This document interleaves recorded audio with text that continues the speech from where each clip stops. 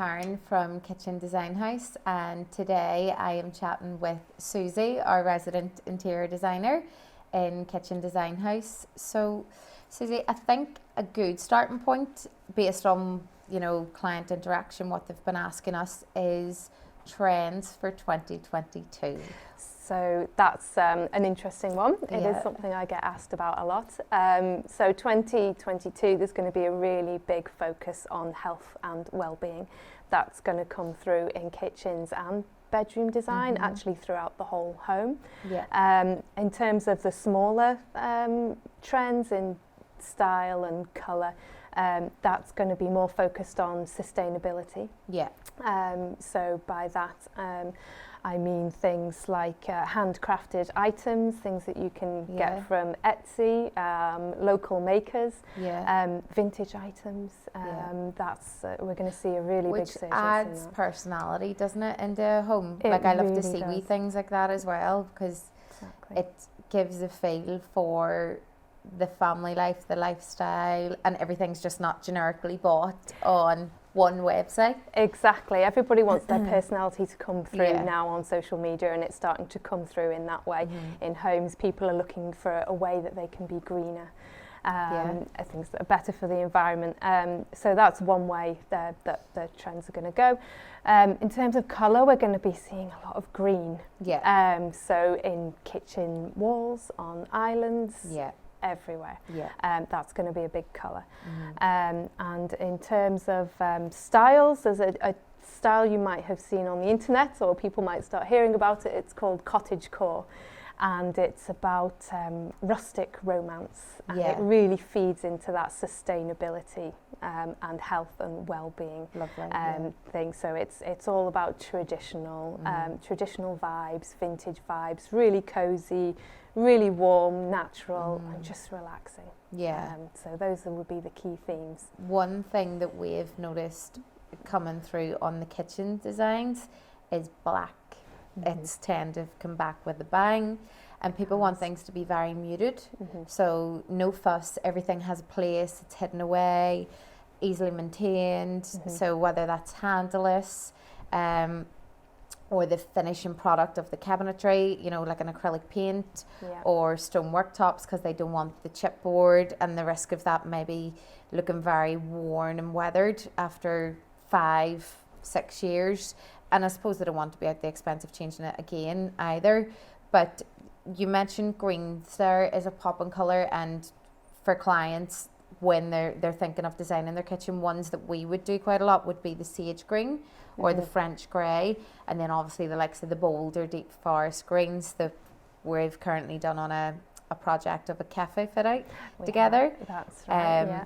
Is there any other things that you would tell people to consider when they're at that design stage, or top tips? So my top tips, if you're designing a kitchen, or if your kitchen is forming part of a renovation, I would very, very early on, I would think about where your plug sockets are going to go. Your furniture layouts, because quite often you see people, they'll get their architect plans, they love it, great, they go ahead, it's built, and they go, oh, where am I going to put my corner group? And it goes in, but there's no plug socket there for your lamp.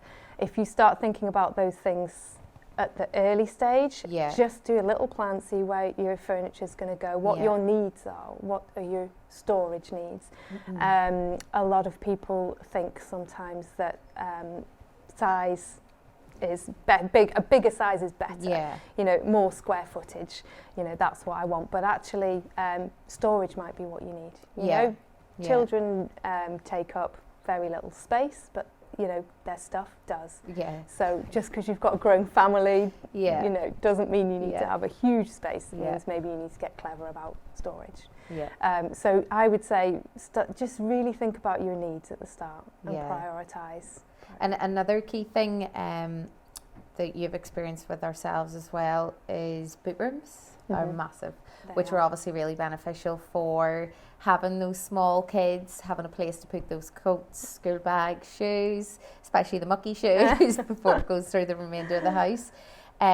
Budget, when we're talking about money and what you would advise clients to spend on an average kitchen, what would your advice be?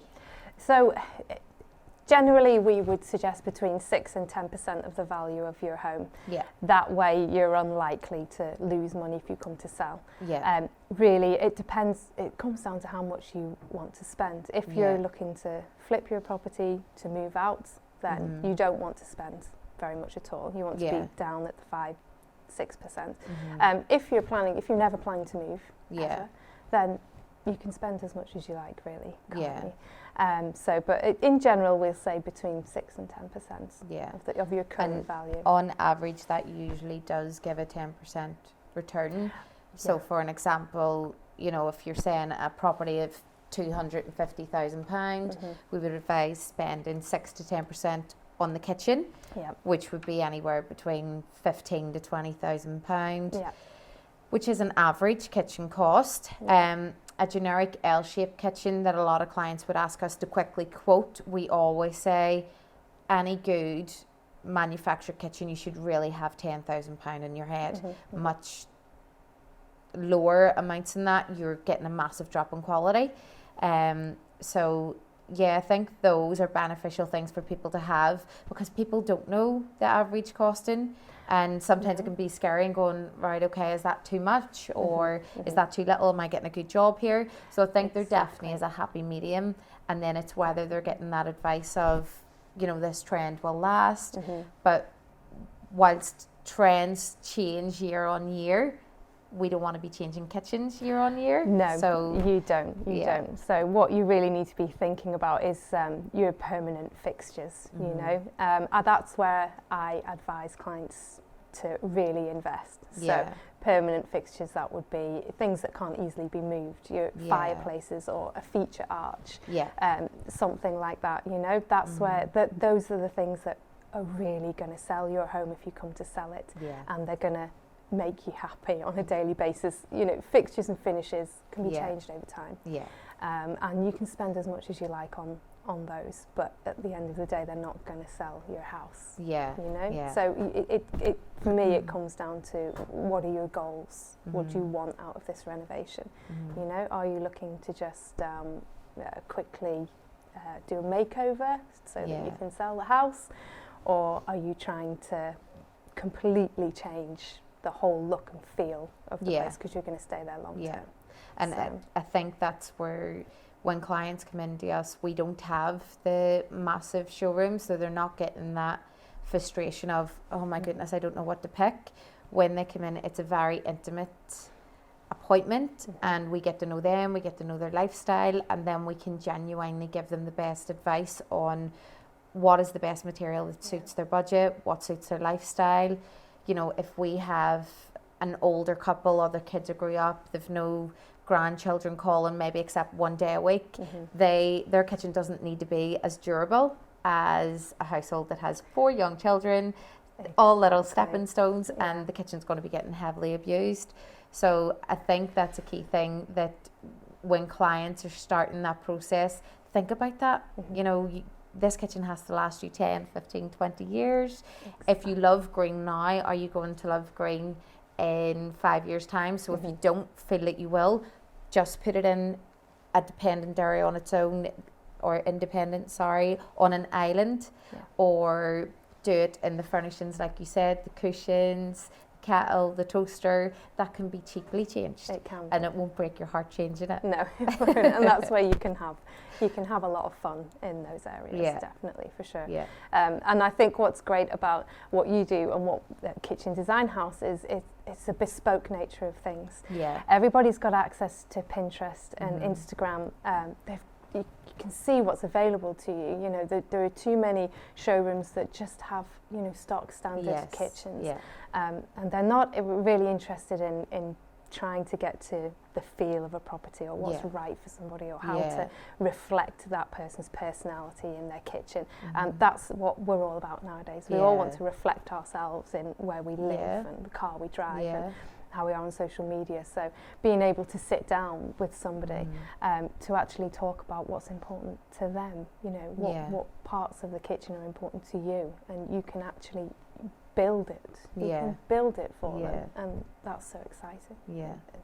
No, I think that's a key thing, and I think over COVID as well, people's homes have become their sanctuary. You'd nowhere else to go for a long time, so you know, you've got to see the things you hate about it and what you want to change. But you know, we'll develop this further, and one main point that you've sort of identified there is, you know, it's the soft furnishings that you can bring those infusions of colour through. It doesn't have to be, you know, a full green kitchen, and that's where you're going to get the proper advice from our team. So thank you, Suzie, and I hope that everybody found that very helpful. And of course, if you want to get in touch with us, you can jump on our social media pages, and we hope you like future projects. Thank you.